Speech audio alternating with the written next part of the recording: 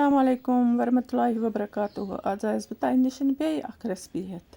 यह आज काशिरन सारनी घरन मज रनान यह रेसिपी आज दोप मे ते चलो बह कर अत ट्राई तो रन मे थमे हेम्ब शीरित छलित छकित वन कत्रोम यह गंड अख अत सतन यपर लोगम प्रेशर कुकरस मज तील गि गरम तो यपर मे थमे हेम्ब छलित यम त्रो वो अत मज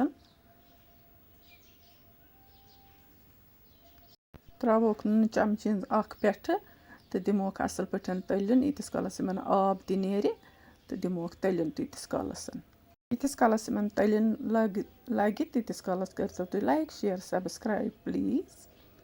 तलिन वन त्रो अत मसाल मे त्रो अत लेदर बादियान शोंठ मरचवांगुन मरच फल 2-4 त्रे मे अत तो दिमोस खूब तलिन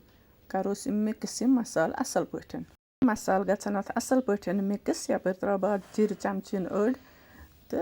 अम पे दिमोस बे तलिन यीतिस कालस अत तेल नेरि नेबर